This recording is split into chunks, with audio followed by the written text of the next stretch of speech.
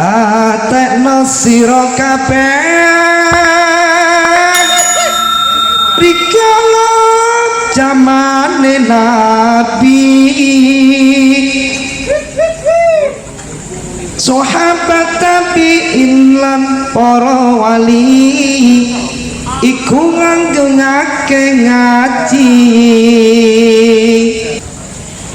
katekno sira kabeh rikala zamane nabi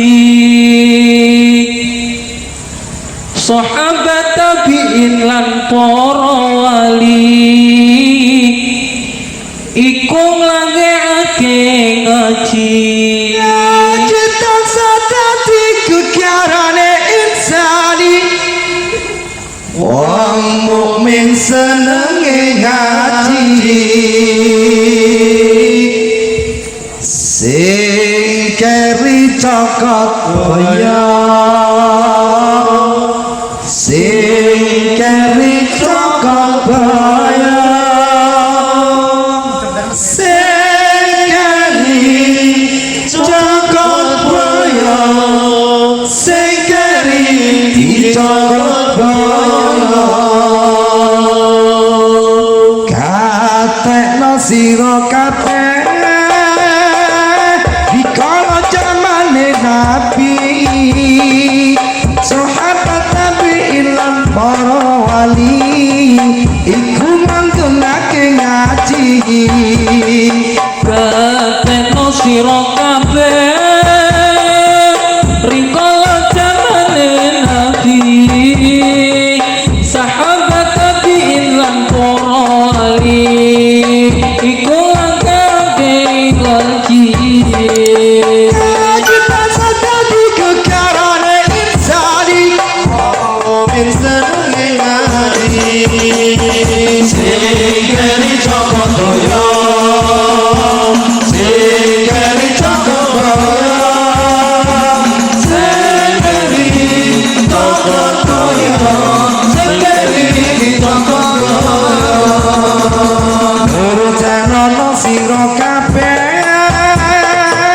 nalikane para wali nyambung berjuang ing kata Jawi derek tuntunane nabi katekno sira kabeh nalikane para wali nyambung berjuang ing tlatah Jawi derek tuntunane nabi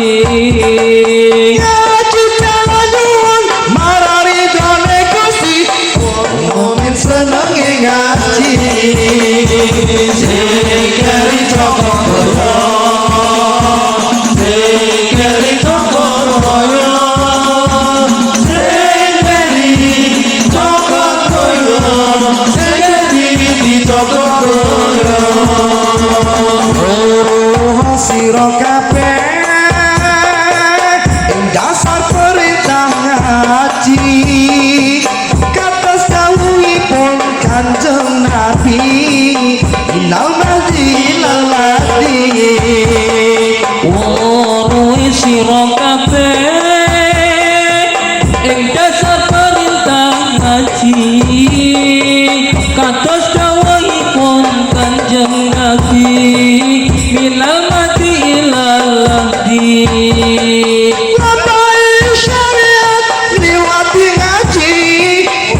mukmin senenge ngaji sing keri cokot boyo sing keri cokot boyo sing keri cokot boyo sing keri cokot boyo sing keri cokot boyo sing keri cokot boyo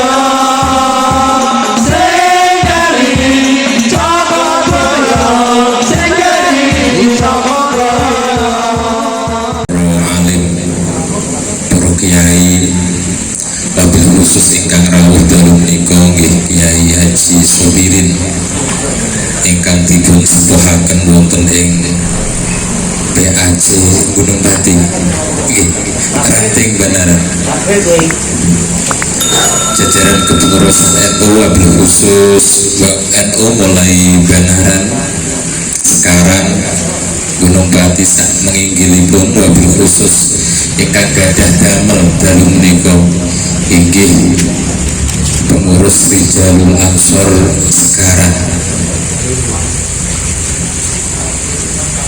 dengan seluruh jajarannya yang saya banggakan. Ini saya ketemu dengan wajah-wajah yang semangat karena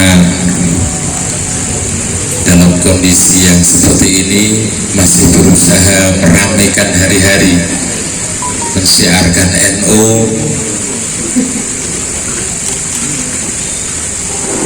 memikirkan NU ke depan. Ini cita-cita yang mulia. Kita doakan tadi cita-cita yang disampaikan oleh kepengurusan Rijalul Ansor sekarang khususnya dan NU pada umumnya betul-betul menjadi sinar, menjadi keteladanan percontohan untuk sahabat-sahabat kita kepengurusan NU dimanapun Anda berada. Kita juga mendoakan saudara-saudara kita yang malam hari ini tadi saya diceritakan kasih tahu Mas Aris berhalangan yang kurang enak badan, semoga disehatkan.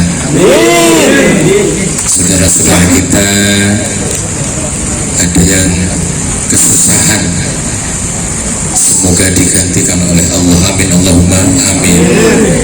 Dan jangan lupa malam seperti ini, kegiatan kita seperti ini, jauh-jauh meluangkan waktu, jangan lupa, ini pesannya Kiai Haji Sobirin tadi, jangan lupa sisipkan niat untuk mencari ridho Allah. Yang ini yang tidak boleh.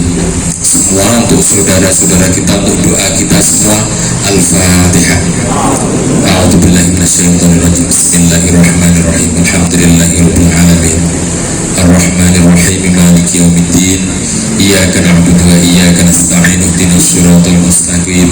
Siratal ladzina an'amta 'alaihim ghairil maghdubi 'alaihim waladdallin. Amin. Para yai, sahabat-sahabatku sekalian, tema yang diberikan ini tidak main-main karena halaqah Nusantara. Tapi saya niatkan menemani, ngancani, membersamai saudara-saudara saya, sahabat-sahabat saya, teman-teman Anda sekalian. Saya niatkan membersamai sehingga mau tidak mau, siap nggak siap, tak siap-siap untuk berbagi cerita.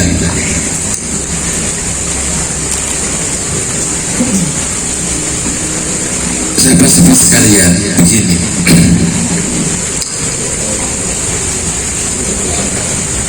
Di Al-Quran, nanti cari sendiri. Di Al-Quran itu dipesankan, difirmankan, kalau satu kaum mengalami kondisi darurat, hendaklah dia jangan semuanya pergi berangkat perang, tapi sisakan sebagian meskipun itu kecil untuk menyiapkan kondisi pasca perang. Itu kata kuncinya. Ini rumus kesiagaan. Orang siaga itu barisan rangkap, strateginya double, pelurunya berlapis, perisainya berlapis. Nah, saya menyambut atau mengikuti, mengindahkan apa yang digelisahkan oleh ketua pengurus Rijalul Ansor sekarang. Ansor juga harus punya cara pandang yang melampaui hari ini. Kalau tadi dikatakan bahwa kalau ingin melihat NU ke depan, lihat Ansor hari ini, lihat NU hari ini. Ini namanya strategi berlapis, berpikirnya panjang. Seperti dengan ayat, dengan firman yang saya kutip tadi. Kalau hari ini orang rame-rame menyiapkan satu strategi, maka jangan lupa pasca ini mau apa. Nah, dari rumus ini, teman sahabat-sahabat sekalian, saya ingin menghubungkan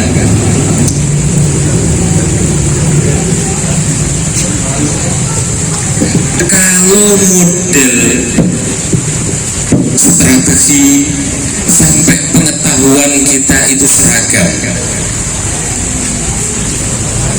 maka kalau pengetahuan ini gagal, maka seluruh elemen bangsa akan gagal. Kurikulum misalnya, saya kerucutkan di kurikulum. Kenapa kiai-kiai NU mengizinkan sebagian model pendidikannya itu berbeda dengan yang mayoritas? Dalam pengamatan saya, tidak lain mengantisipasi kegagalan kurikulum yang mainstream, model pendidikan yang mainstream. Saya kerucutkan lagi. Di dalam NU, lembaga pendidikannya kurang lebih bisa dipetakan menjadi dua. Yang satu mengikuti model formal, tetapi ada sebagian kecil yang mempertahankan yang tidak formal. Tujuannya apa? Kalau yang formal mengalami kemunduran sampai kegagalan, maka kita masih punya cadangan yang tidak mengikuti yang mayoritas tadi, yaitu yang informal. Kenapa? Kita tidak tahu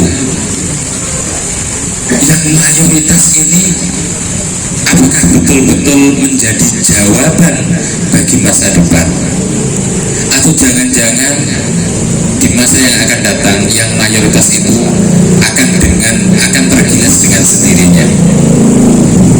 Nah, ini sebetulnya peran yang diambil oleh kiai-kiai NU sejak sebelum kemerdekaan sampai hari ini. Kita lihat strateginya. Pesantren, sahabat-sahabat sekalian, pesantren pasca kemerdekaan pernah tidak dianggap sebagai pendidikan, sampai kemudian tahun,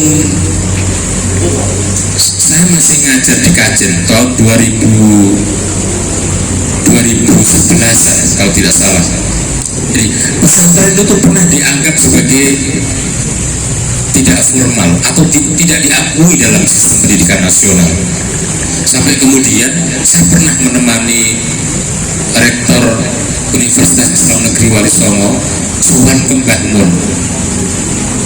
Itu Mbah Maimun Zubair mintanya aku titip siji piye supaya pesantren santri ini dianggap sekolah. Mereka orang dianggap sekolah, pesantren lulusannya dianggap bodoh.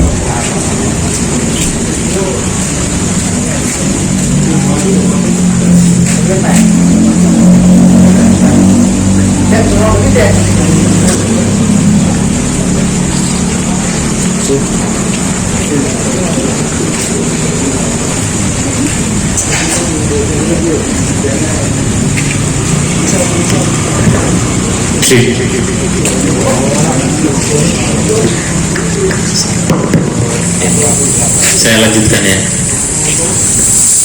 Coba lihat kecerdasan cara berpikir kiai-kiai kita di Indonesia. Kiai-kiai kita menyediakan lembaga pendidikan yang diklaim informal atau tidak formal atau tidak resmi, yaitu pesantren. Tapi pendidikan ini dianggap tidak memenuhi standar. Nah, Mbah Mun itu kepikiran, aku titip santri model pendidikan pesantren ini piye caranya supaya diakui sebagai pendidikan, sistem pendidikan. Kenapa kata Mbah Mun? Mereka nak ora dianggap sekolah, kan bodoh cah angon. ini sinau kata teman. Nang pondok ini sinau, belajar. Nah, kita bertahun-tahun diperlakukan seperti itu. Tetapi kita lihat dari ini. Ketika sistem pendidikan nasional ternyata tidak menjawab tantangan hari ini, kelompok atau lembaga atau sistem di luar yang formal tadi sebetulnya yang menyelamatkan. Tahun 2000 awal, kampus rame-rame membuat pesantren mahasiswa. Pesantren ada, pesantren luhur, ada ma'had jamiah. Itu pesantren yang tadinya tidak dianggap, tapi ternyata menyelamatkan, menyempurnakan sistem pendidikan yang formal. Lalu apa kaitannya dengan malam hari ini? Khalakoh nasional yang digagas oleh teman-teman Ansor, teman-teman NU di banyak tempat, pengajian-pengajian, perkumpulan kajian informal, ini tidak lain dalam rangka menyiapkan kalau pendidikan yang formal ternyata tidak memberikan atau belum memberikan pencerahan kepada masyarakat. Karena itu forum seperti ini sebetulnya tidak main-main, karena diharapkan akan menjadi data atau pengetahuan pembanding. Maka bayangkan kalau lembaga atau wacana kajian halakoh pertemuan informal ini memiliki kurikulum yang berkelanjutan dan outputnya tidak kalah dengan yang formal, menurut saya Ansor, masyarakat Nahdien akan menjawab apa yang digelisahkan atau dicita-citakan Rijalul Ansor sekarang tadi, yaitu kedepannya anak-anak Nahdien ini memiliki bekal pengetahuan double. Selain yang formal, yang mainstream, dia memiliki pencerahan atau data banding yang dalam kondisi tertentu bisa mengontrol, melengkapi pengetahuan yang formal. Nah, kita sekarang masuk kepada pengetahuan kita.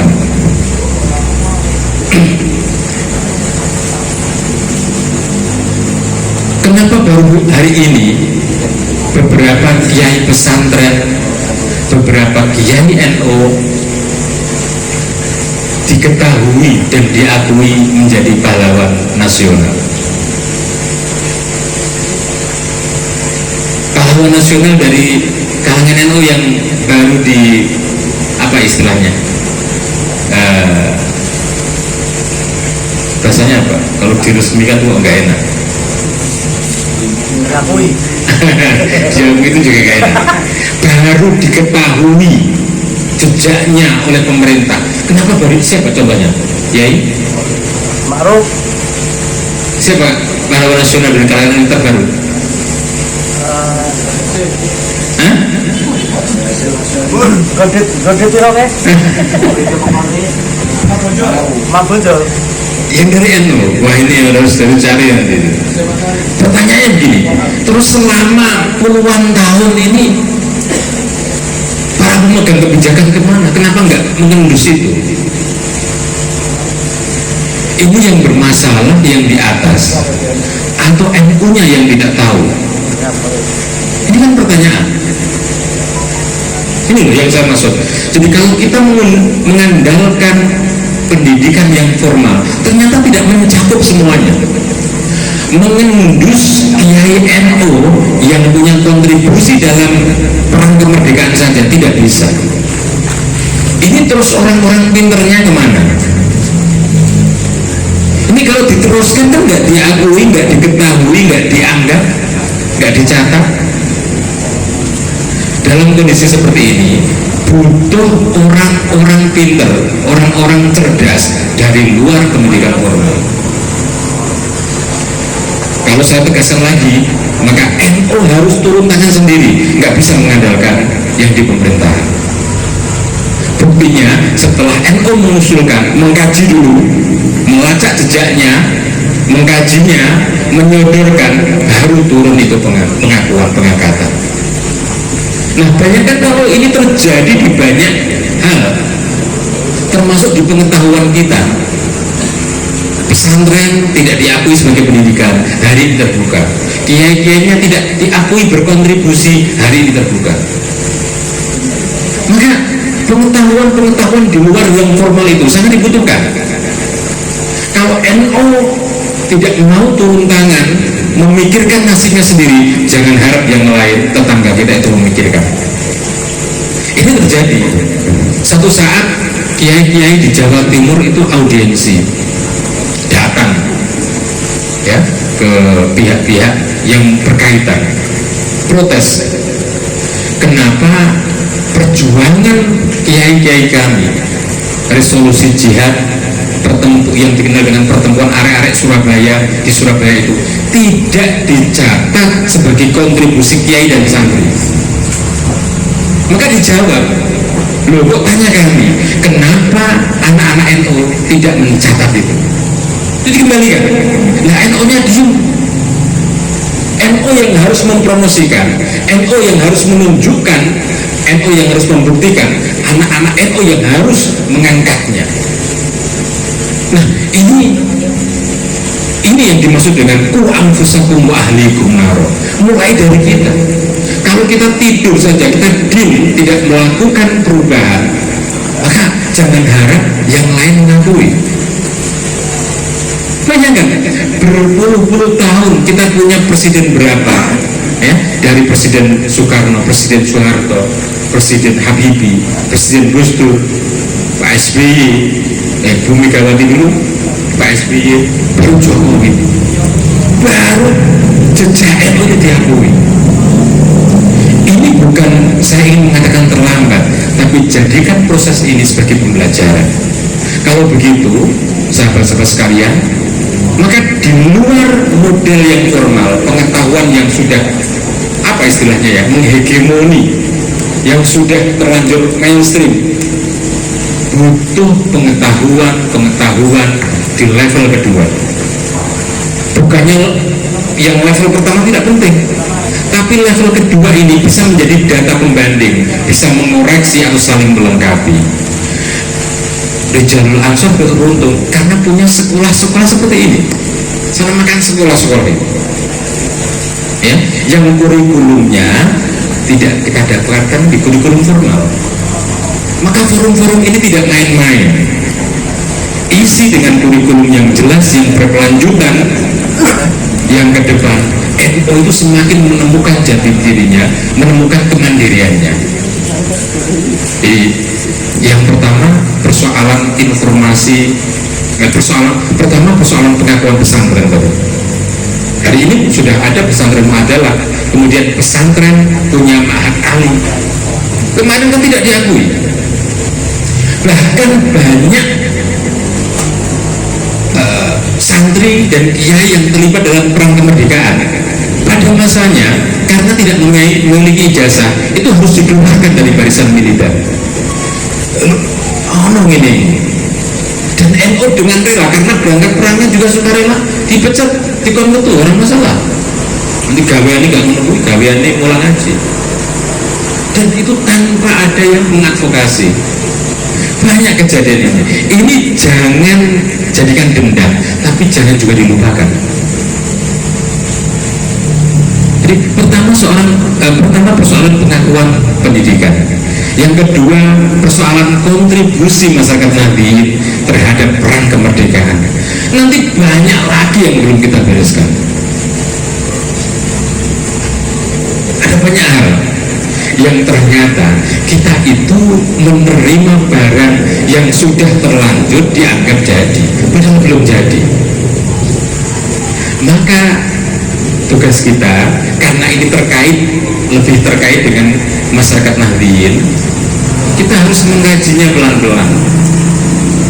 Kita harus mengkajinya pelan-pelan melalui sekolah-sekolah yang dimiliki sekolah-sekolah dalam tanda kutip yang dimiliki masyarakat Nahdliyin. Ini nanti belum lagi persoalan jalur sanad yang dimiliki oleh santri dan kiai. Saya lanjutkan lagi.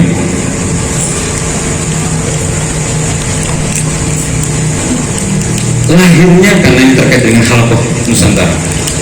Hari ini marak disebut sebagai Islam, marak dibicarakan Islam Nusantara. Ini yang ketiga. Jadi pertama tadi saya bicara kasus tentang diakuinya pesantren. Yang kedua, diakuinya dicatatnya kontribusi KNU dalam perang kemerdekaan. Yang ketiga, Islam Nusantara. Islam Nusantara dijelaskan sebagai Islam yang menghargai nilai-nilai khas yang ada di Nusantara. Kurang lebihnya Islam itu dimulai pada masa para wali, yang hari ini nilai ajarannya diwarisi kaum santri. Jadi jalurnya jelas, santri, para kiai ini nyambung ke para wali. Kita sadar tidak bahwa sebagian ilmuwan kita itu ingin merobohkan, ingin mengatakan, ingin membuktikan bahwa para wali itu tidak nyata.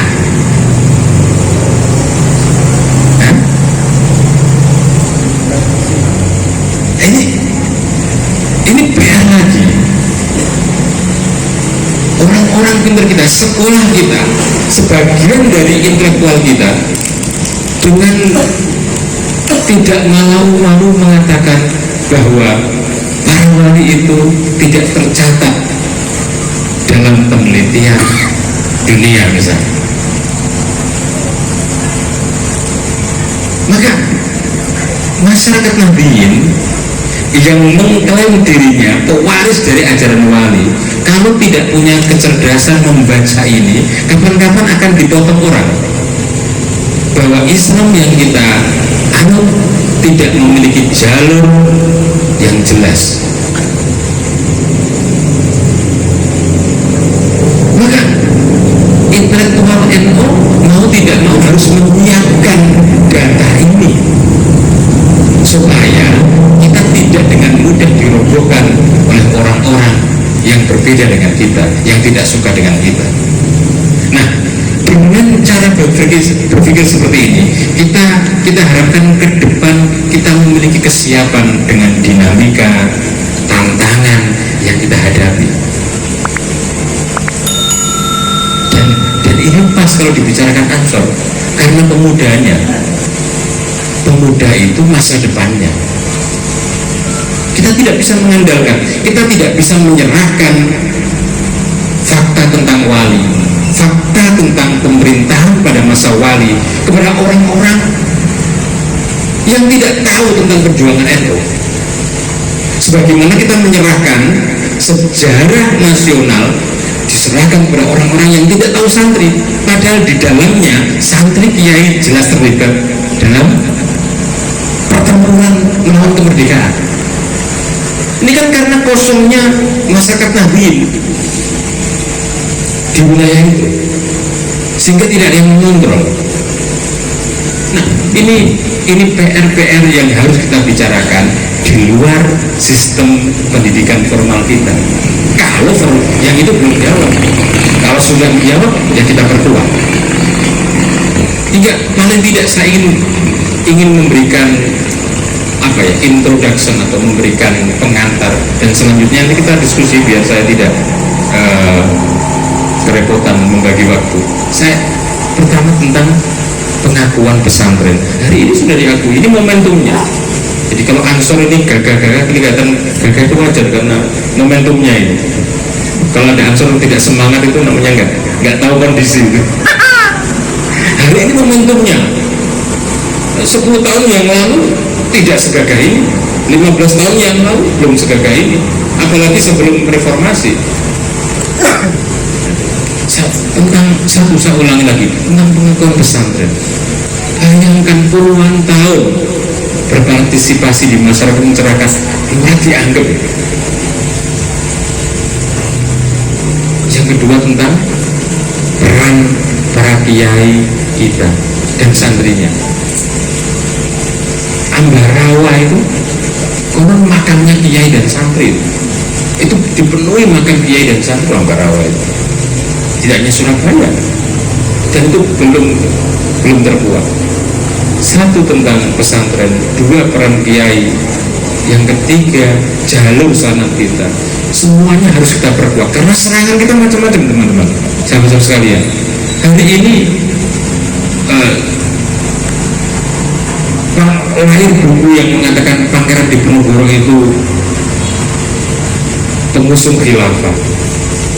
Kita membaca itu apa enggak? Itu akan merepotkan itu. Pembelokan tanpa data itu kalau tidak kita kaji bersama, maka tidak ada data pembanding. 50 tahun ke depan itu akan menjadi satu-satunya karya. Jadi tetangga kita serius menggarap itu. Kalau kita tidak ada yang mengkaji di wilayah itu, maka besok akan merepotkan. Bukan persoalan menang atau kalah, tetapi ada data pembanding. Ini yang terpenting. Ada data pembanding. Ini yang saya maksud bahwa strategi kita harus berlapis. Jangan semuanya mengikuti irama yang hari ini ngetren, tapi baca pasca ini tantangannya kayak apa. Apalagi dalam kondisi seperti sekarang ini, pandemi. Ini adalah tanda berubahnya era. Hari ini tidak hanya pagebluk ini ada perubahan era. Orang belajar modelnya berbeda, orang cari uang modelnya berbeda, orang bersosialisasi caranya berbeda. Maka ke depan kita juga harus punya kekuatan untuk mengendus apa yang harus kita lakukan. Terakhir sebagai penutup, dari 4 kasus yang saya berikan, sebetulnya masyarakat Nahdliyin, kiai-kiai kita semua lebih memiliki kesiapan dari kelompok lain. Kenapa? Saya berikan saya mengutip 3 kata kunci yang diberikan dikatakan dalam manaqibnya Syekh Abdul Qadir Al-Jilani. Kenapa NU itu menjadi kunci dan sering dikorbankan? Kenapa kiai-kiai NU itu menjadi patok tonggak yang tidak bisa terbeli? Ternyata rahasianya 3 kiai dalam pengamatan saya, dan ini yang tidak dimiliki oleh kelompok lain.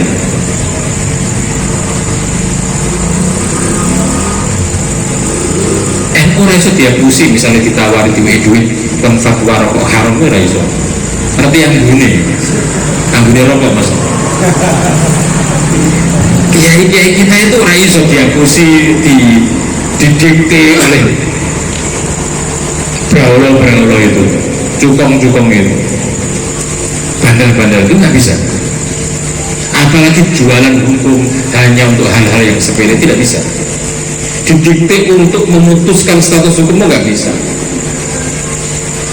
Mergo kiai-kiai ini rangkep tak diri. Tuh nak ngomong agama ini, wedi kualat. Nah, ternyata menurut pengamatan ini ya, menurut hasil riset, figur NU ini bahaya. Banyak orang yang ketakutan, ya, lengsernya Gus Dur dirayakan oleh alumni Orde Baru semua itu, karena menakutkan NU itu. NU Gus Dur dua partai itu ditakuti banyak orang, banyak pihak. Tidak ada yang bersyukur ketika Gus Dur lengser, Gus Dur tidak di PKB, Gus Dur gagal membuat partai. Tidak ada yang tidak bersyukur dari politik itu, terutama yang terancam. Ternyata rahasianya 3. Dalam tradisi santri, kiai-kiai kita itu perisainya 3 lapis. Ini bisa kita renungkan dari manaqibnya Syekh Abdul Qadir Al-Jilani. saya analogikan dengan itu, saya analogikan, saya kiaskan. Satu, ilmu ulama, ya, kiai-kiai kita itu para intelektual, ilmuwan, ilmu ulama. Tapi tidak berhenti di sini, tidak berhenti di sini.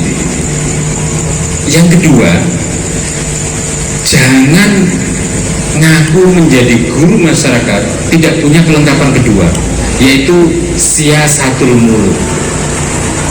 Jadi kiai orang pengurus NU yuk keturuti politik sida-sida lah, orang gampang diapusi caleg-caleg itu, gambarnya dipasang bareng di diemposi itu belum dikaplok gitu.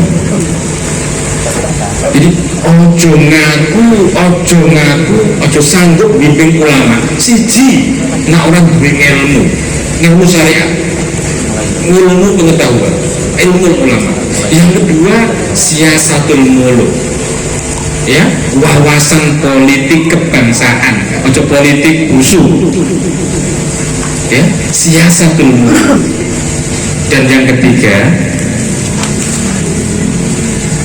hikmatul hukama, kebijaksanaan kaum, atau apa ya, kebijaksanaan para bijak bestari.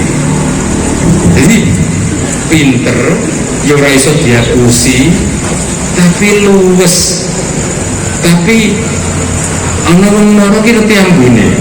Iki apa yang beli duit, apa yang bantu pondok tenang itu ngerti. Nah orang mafia itu bekak-bekak. Nah ini sahabat sekalian, ini harus saya tegaskan, hanya ada di NU, dalam tradisi NU.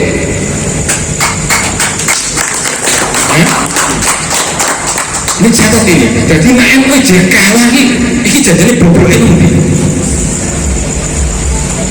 Dalam bahasa yang berbeda ini, dengarkan ini penting. Nak ormas liya, gurune iki terima guru-guru kuwi.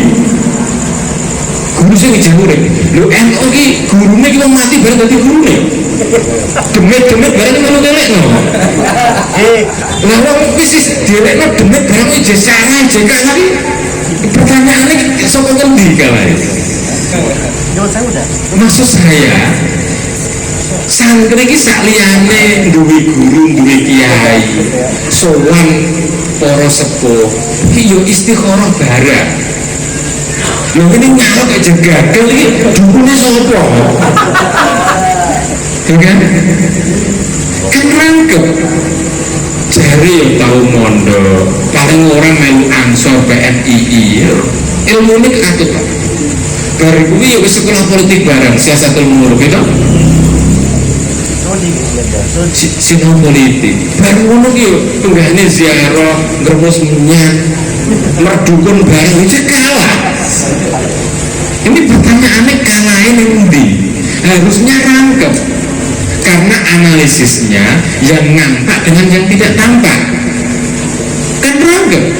Itu kenapa intelijen kita lolos ditembak, nggak mempan di rudal, karena berisanya yang nampak juga yang tidak nampak, ya.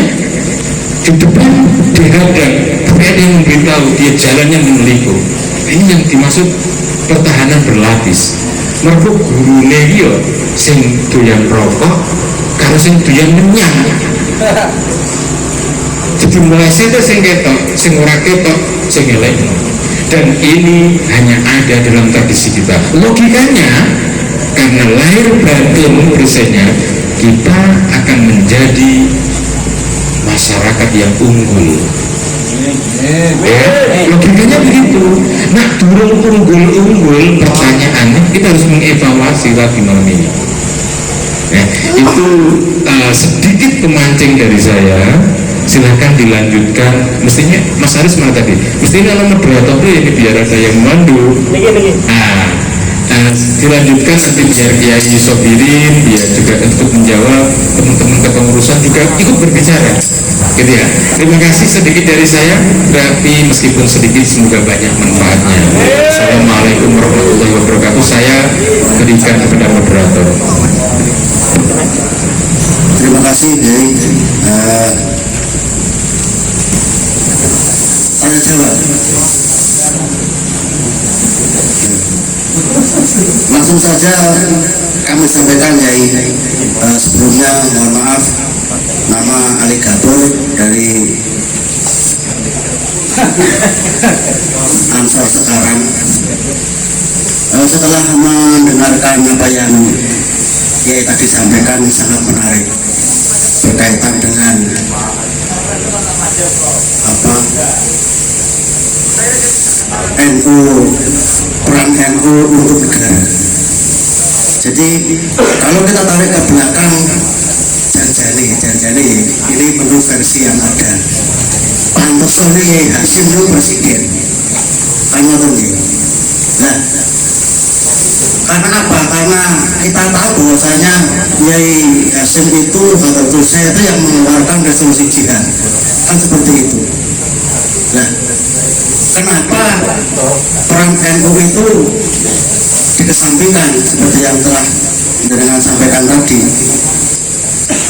Ada beberapa versi ya, jadi bahasanya NU itu mungkin itu mau karena ada bahasa hikmah itu tadi, bahasanya ngalah ya. Nah, bagaimana pendapat jenengan tentang hal ini ya, tersebut ya. Jadi kalau dikatakan jajane kudune presiden ini pantese itu kan dikasih kan seperti itu. Karena apa? Karena beliau yang mengeluarkan resolusi. Yang kedua, masalah terkait dengan 10 November diatur atau tidak kan juga itu santri juga kan ya. Bukan tentara kan, mohon maaf, bukan tentara dan polisi, santri. Ya, bagaimana tanggapan Kiai tentang hal tersebut supaya sahabat-sahabat ini nek semangat juga orang-orang semangat gabrul lewat bahasa itu mas itu. Bagaimana kita tuh mensikapi itu. Terima kasih. Oh, iya. Langsung atau ada Langsung ada yang lain? atau dulu ada apa? Tidak apa-apa, kita free. Siapa enggak?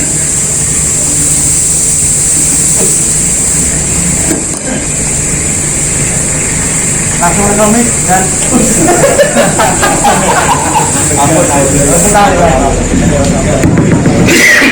Terima kasih Mas Ali Gabur. Ya, pertanyaan yang menarik sekali, tanggapan yang menarik sekali. Kita tidak bisa buru-buru kemudian mengusulkan bahwa Mbah Hasyim Asy'ari presiden. Tidak bisa buru-buru itu. Yang kedua, kita juga tidak bisa menutup fakta bahwa banyak elemen bangsa ini yang terlibat dalam perang kemerdekaan. Meskipun santri bisa jadi majority yang paling terbaik, paling banyak dan seterusnya, karena memang saat itu mayoritas kelompok muslim misalnya. Begini, kalau kita belajar dari konsep lama Mas Ali,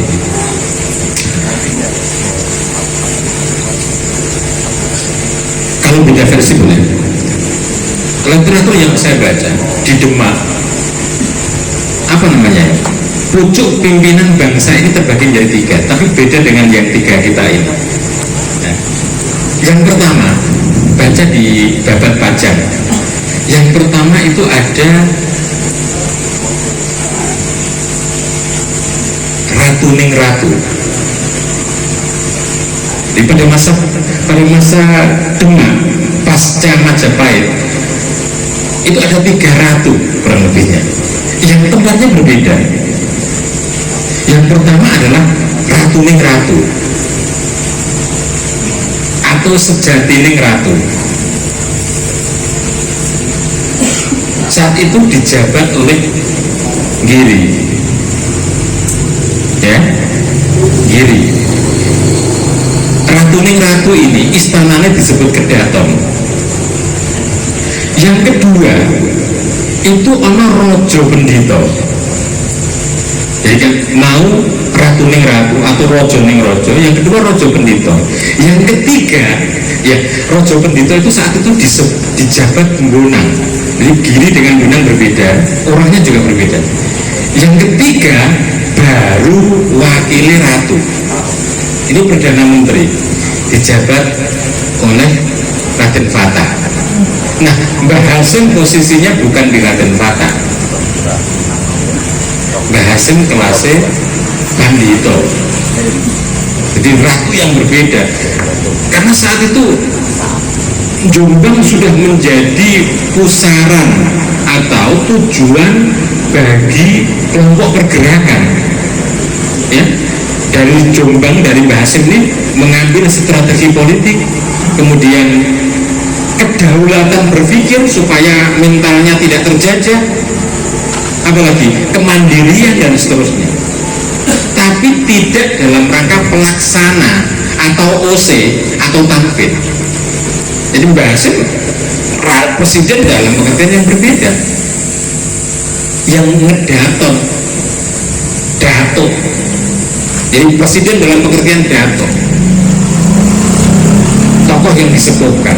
Dan ini tidak bisa zaman Majapahit sebelumnya, raja itu punya ahli nujum, ahli spiritual, pertapa, kaum bijak bestari. Rangkep apa ini? Ini Pak Geblok apa murok yang bunyi rojo reti. Ya, karena ratunya wasiji. Gitu. Jadi Mbah Hasim tentu tidak dalam karena presiden yang ini, tapi memiliki posisi istimewa yang berbeda. Itu yang pertama. Dan yang kedua tadi apa? Iya, saya juga lupa. Itu dulu ya. Nah, sudah agak nyambung ya. Oke. Mas Ali kan juga bertindak sebagai moderator kan? Berikan ke yang lain. Siap. Ada. Ya siap. Assalamualaikum warahmatullahi wabarakatuh. Waalaikumsalam. Datang mulai aliran ini ditangkap mengenai menyambung dari penjelasan tadi. Sebentar mas, sebentar. Asmara sih tadi. Belum tarik semua Fathul Huda Saking strategi sekarang masuk. siap. Monggo. Kaitan menyambung ini semakin berkembang ya. Terus tinggal atas kepemimpinan tadi dibagi tiga. Yang pertama ratu, terus raja tadi, yang kedua dan ketiga tadi. Ini menyambung dan mengembang itu jadi dalam pikiran saya fungsi masing-masingnya bagaimana itu dalam pemerintahan. Apakah tidak menjadikan perebutan dalam arti ketika dalam pemerintahan itu dikuasai tiga pemimpin, apakah tidak menjadi perebutan atau mungkin ada pembagian fungsi tugas dan fungsi masing-masing. Nggak terlihat aja. Assalamualaikum warahmatullahi wabarakatuh. Salam warahmatullahi wabarakatuh. Yang lain ada? Atau ada yang ingin jawab? Mungkin ada yang lain atau yang jawab pertanyaan enggak? Kita santai aja. Sebelumnya ini waktu di anu enggak? Saya ngikut tuan rumah. Wasdol, itu di pandemi, dari pandemi, mengaku di pandemi. Kok ngaku di pandemi? Kalau mau kanan kan ya apa pandemi? Nah betul sih.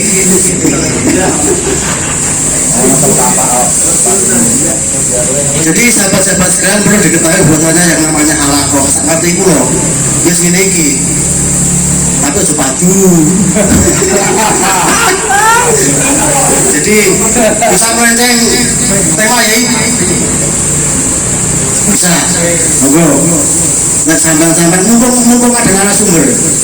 Nah duwe unek-unek silakan balik ora dadi pukul. Ada itu. Pojok belakang ada lagi. Jadi ini sifatnya siap.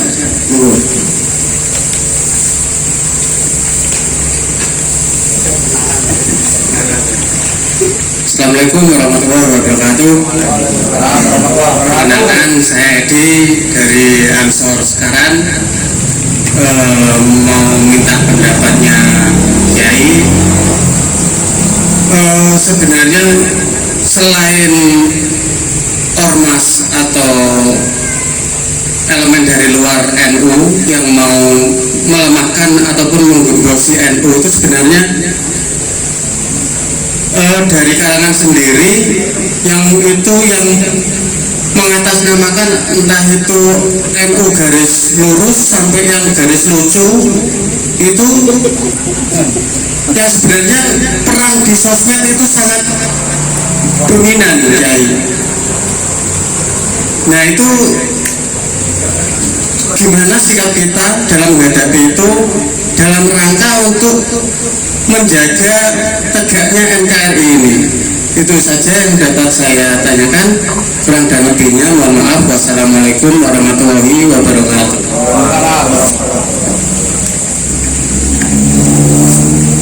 Monggo ya langsung deh. Terima kasih Mas Huda dan Mas siapa tadi? Mas Adi. Menyambung pertanyaan yang pertama dulu, yang pertama tadi dari Mas Ali ke pertanyaan yang kedua. Ya, santri memang terlibat, tapi tidak satu-satunya itu ya. Dan ini saja masih perlu kajian, pelan-pelan faktanya harus dibuka. Jadi kita bisa menyuarakan aspirasi dari internal, tetapi jangan menafikan kelompok lain yang juga berkontribusi itu intinya. Kemudian pertanyaan berat dari Ustadz Huda tadi begini, NU itu kan juga kepemimpinannya tidak satu, ada Suriah, ada Tamrid. Kalau di Rijalul Ansor model itu enggak? Ini kan SC dengan OC ya. Jadi ada yang bagian, ada yang menjadi hakim garis, ada yang maju perang. Dalam konteks ini baca di babat Pajang boleh. Zaman Demak itu ratunya memang 3. Ada Ratu Ning Ratu, ada Ratu Pandito, ada Wakiling Ratu. Ini fungsinya beda-beda. Wakiling Ratu ini yang membaiat Ratu Ning Ratu. Itu kenapa restu dari Giri menjadi kunci di Raja Jawa. Raden Fatah yang ngangkat itu Sunan Giri, di dalamnya Ampel. Nanti sampai Mataram kuwi dadine mergo untuk saka Giri. Jadi ono sing bagian nyemprit. Nah, ada satu lagi yang Rojo Pandito. Rojo Pandito ini bisa jadi kita bisa mengkaji bareng-bareng, tapi kurang lebihnya memang mengurusi para pemuka agama.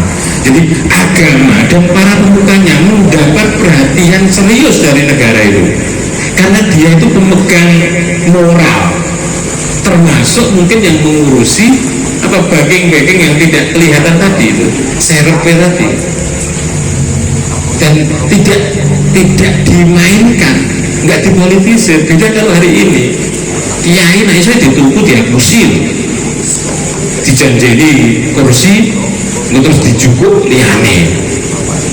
Hari ini kan dimainkan. Nah, sing kiai kena dibusuke, repot ya. Jadi tidak akan tumpang tindih kalau kita tahu tupoksinya. Dan setelah itu, setelah dibagi memang masing-masing berjalan sesuai dengan realnya, tidak tumpang tindih. Tidak tumpang tindih. Nah, meskipun hari ini tidak seperti itu, tetapi kan ada kerinduan ke sana, ya kan? Hari ini Presiden Jokowi juga merapat ke Mbah Mun, ke Habib Lutfi. Menurut saya ada kerinduan ke sana, meskipun diakui atau tidak, terang-terangan atau tengah malam, apa namanya, elemen-elemen itu tidak berubah. Mau ono sing kebablasan, ono sing kebablasan. Oke, clear ya. Kemudian nyambung ke Ustadz Edi ya.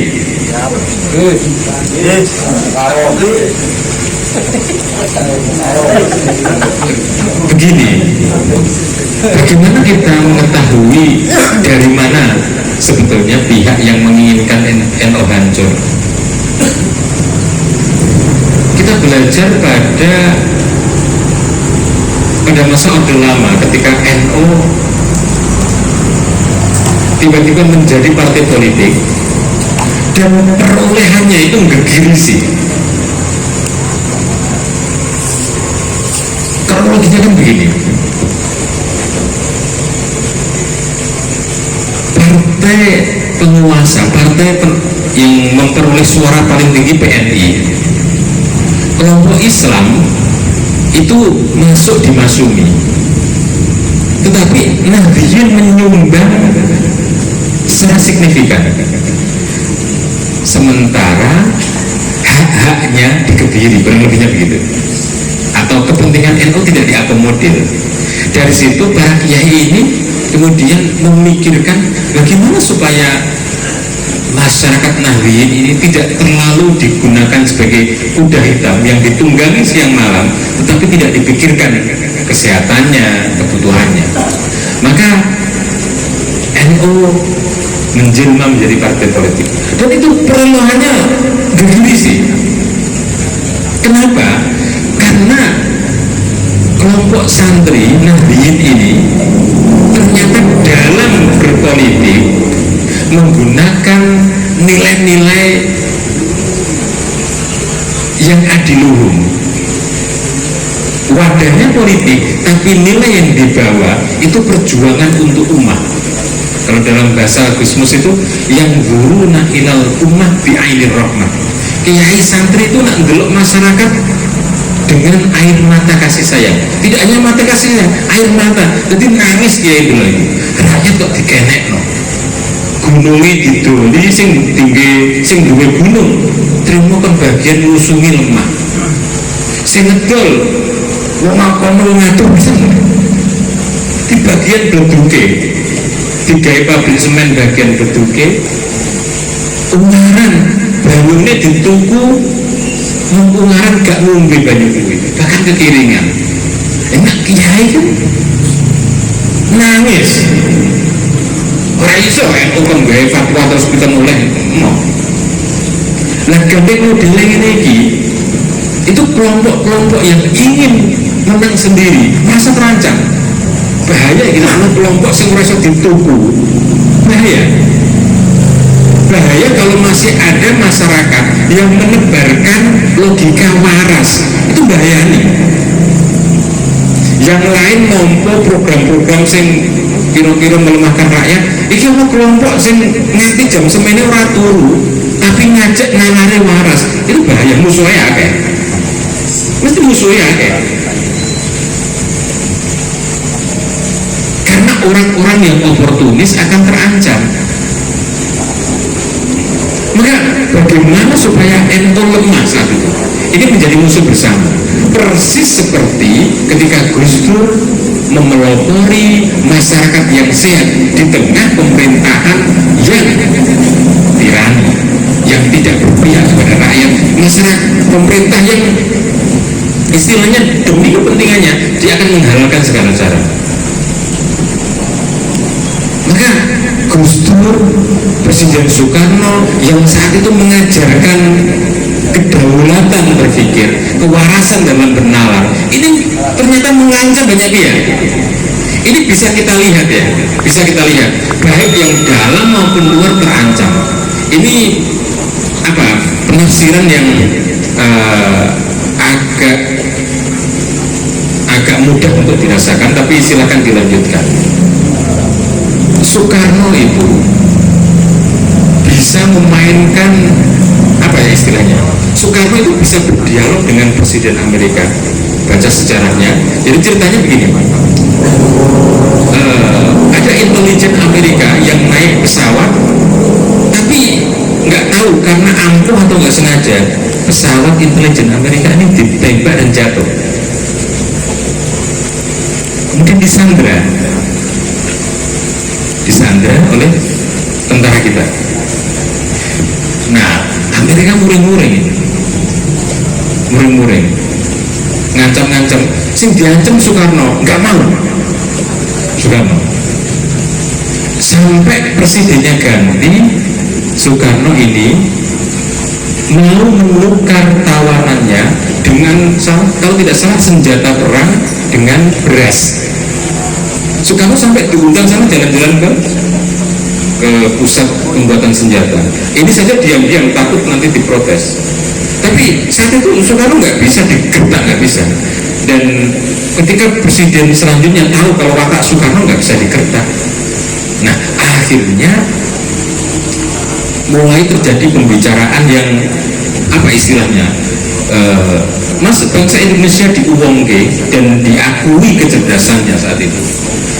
Nah belakangan dua presiden ini sama-sama jatuhnya. Coba bayangkan, berarti yang menginginkan, yang merasa terancam ketika Indonesia itu berdaulat berpikirnya siapa? Ini bisa disimpulkan, dua-duanya presiden ini jatuh. Dua-duanya jatuh. Gus Dur ketika jadi presiden yang tidak mau kompromi itu, yang betul-betul menjalankan amanat undang-undang, tidak mau disetir partai politik, bahwa penentuan para pembantu presiden adalah hak prerogatif presiden. Ketika itu dilaksanakan, apa yang terjadi? Gus Dur nggak bertahan lama. Ini yang terancam siapa? Bisa dirasake. Kenapa? Karena Gus Dur itu lengkap. Gus Dur itu punya kewarasan berpikir. Yang catat,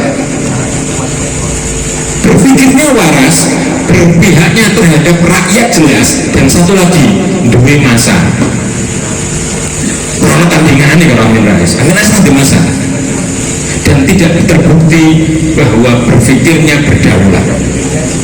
Sampai sekarang tidak tahu sebetulnya siapa yang di belakang cendana dan yang dihadapannya. Sampai sekarang masih misteri loh.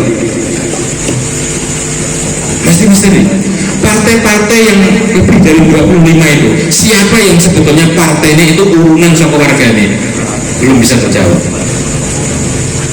Tapi tiba-tiba ketika kemarin ada menjelang pencalonan presiden, ada call di Masjid Atin, itu barisannya kelihatan sebetulnya, yang katanya reformis, ternyata ada di barisan itu.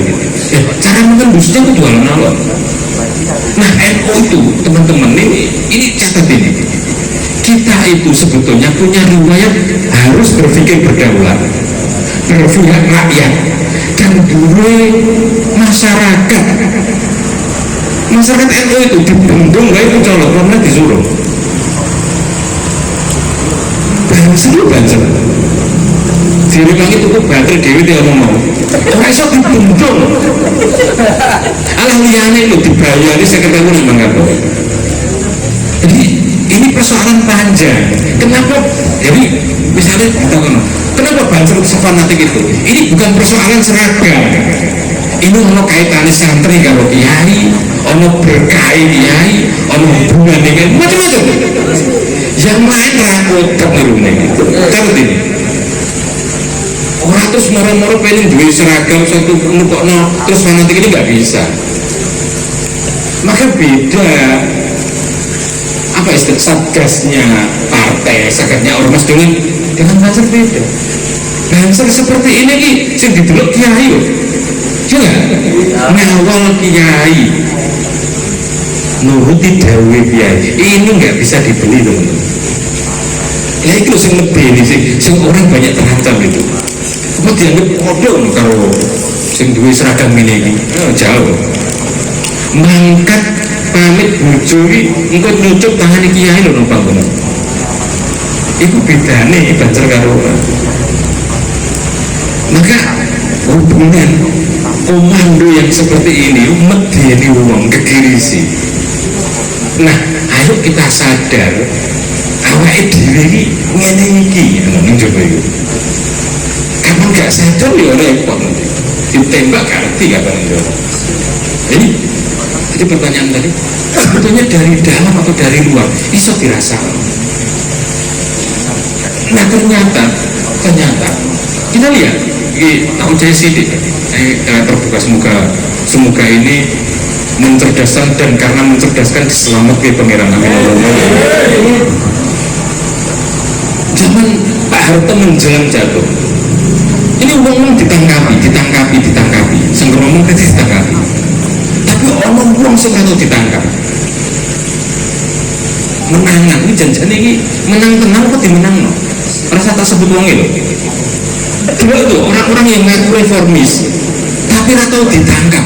Pertanyaannya, dia cerdas, punya pertahanan berlapis, atau sebetulnya dia spion yang dilepas ke depan? Ini tinggal moni, masku. Yo ojo dilawan terang-terang, tapi tandai. Orang gue kok anggu yang ngono. Liyane ditangkap di hotel, bahkan ada yang tidak tahu nasibnya. Lo orang sing tulang-tulang kok dibiarkan, dan sampai hari ini dibiarkan. Pertanyaannya juga, apakah sebegitu kuat dia, punya masa di belakangnya, atau dia bagian dari sing nangkapi? Lah dia ini gampang gitu ngomongnya gini. NU apakah dari dalam atau dari luar? Aneh gak ketemu. Terakhir Gus Dur jadi presiden, kader-kader disiapkan, tiba-tiba dilengsarkan oleh sistem yang bersatu padu melakukan yang keliru. Tapi tiba-tiba orang-orang dekat Gus Dur itu pecah jadi dua, ono sing ngetutno Gus Dur, ono sing luru nasib dewi-dewi, sampai akhirnya Gus Dur dipisahkan dari rumahnya. PKB yang dia inisiasi didukung dengan Kiai ya, yang besar karena dia namanya dijual, tetapi wong jerone mematuk sendiri. Ini sebetulnya kepinginan dia disuruh orang, dia dibeli orang sing ape ngantem NU kon jero apa kon coba dirasakno alon-alon, sehingga ketemu, dan kalau ketemu bisa kita jadikan model untuk hati-hati ke depan. Memang tidak mudah berpikir berdaulat, merdeka, tidak dibajak orang, itu butuh modal berat. Dan NU salah satu elemen bangsa ini yang potensial ke sana. Kalau tidak dibajak di tengah. Memang manis, manis gula-gula, begitu juga dalam wadah aswaja. Banyak amal ibadahnya, zikir tahlil sholawat dengan hadronya, semuanya ada di sini, bersatu padu dalam iman dan takwa. Memang manis, manis gula-gula, begitu juga dalam wadah aswaja. Banyak amal ibadahnya, zikir tahlil sholawat dengan hadronya, semuanya ada di sini, bersatu padu dalam iman dan takwa. Allahumma sholli wa sallim ala sayyidina maulana Muhammadin adada bayyulillahi sholatan daiman hadis isma kias tuntunannya, pedoman hidup mengabdikan bangsa. Semuanya ada di sini, bersatu padu dalam iman dan takwa. Ansar rasa terasa juga Indonesia wajib kita jaga. Jangan sampai kita terpecah belah bila ada korban. Ansar rasa terasa juga perjuangan dari NKRI kita.